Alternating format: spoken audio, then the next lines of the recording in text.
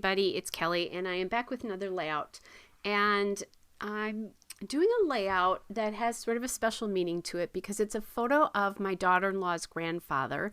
So this was July last year, and he passed away in September.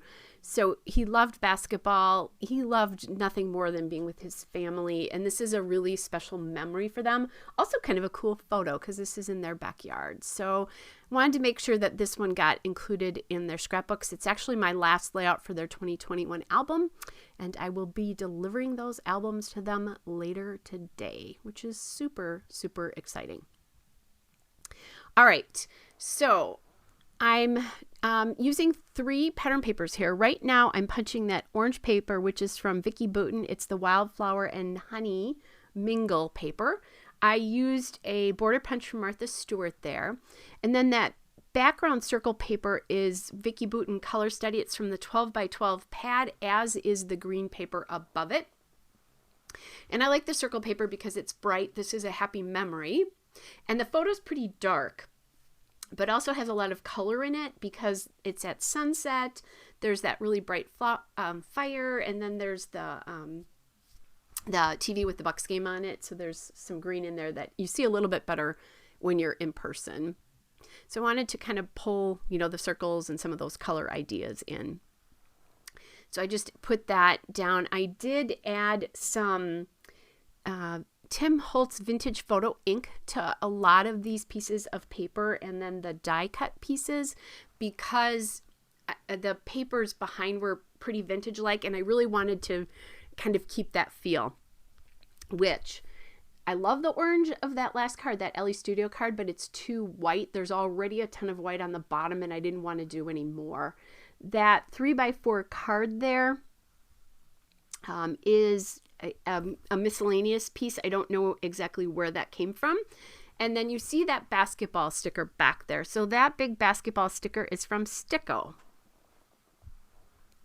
Probably bought it at Michael's or Joanne. Probably Michael's. I usually get stickers there. So I just pulled that forward so you can really see how much I'm just trying to distress the edges, especially of the white paper. So it looked a little bit distressed to begin with, but I'm just emphasizing that even more. Now I decided so the journaling's going to go to the left of the photo. So I wanted something on the right, and that basketball sticker is so huge. I decided to make that on the bottom right be really prevalent there. So that's why I'm doing that. It is a little bit different, a little bit of a different texture. Certainly not distressed looking, but because this is a Bucks playoff game, that's a huge piece of this story. So I wanted to make sure that got on there. All right, so I found this Live in the Moment, which is where this layout title comes from. That die cut there is from the Vicki Boutin Color Study Embellishments with the gold foil on it. And then I found this other one from just the regular Vicki Boutin Embellishments without the gold foil, called Simple Pleasures. I am thinking about using that tab up there, but as I found that bigger Simple Pleasures piece, I decided to just let that go and not add that in. So here's where I'm distressing again, trying to give it a little bit more a vintage look to it. And there's a basketball. And I'm just going to cut off part of that basketball. I think it's big enough. It doesn't need to be any bigger. All right. So now I can just get this down and add these pieces in. I love this collection. I need to use it more. I have a ton of it, and I forget about it. So I'm going to be doing some scrapbooking this weekend, and I need to get this collection out. So then there's 2 small basketballs here. I'm just cutting them off the plastic so I can play with where they're going to go a little bit easier. Because if I stick this down, I think they would stick down permanently. And those are Sticko as well too. So now I'm happy with kind of where at least the base of that cluster is. So I'll get that all down. Get the basketball down in there.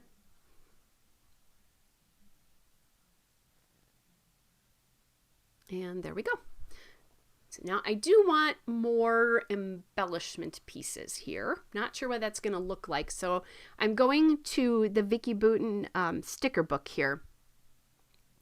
And I'm going to find some black phrase stickers. And I like the idea of the black because that photo is so dark and there's not a lot of darkness here. So I'm adding time spent with you, good stuff. And then on the bottom, I'm going to add reflect because by the time I saw this picture, my stepson actually posted this picture after her grandfather died. I didn't see it the first time. So there was a reflection about this photograph or this picture as well. You're not going to see me, those hearts that are on that piece, I'm going to pick out 3 of those hearts in the orange colorway and I'm going to add them in to the cluster, 1 in the top cluster, 2 in the bottom. You will see those in the photo at the end of this. Just trying to find something that I think works. So I'm changing stickers here. And I really do like the addition of the heart.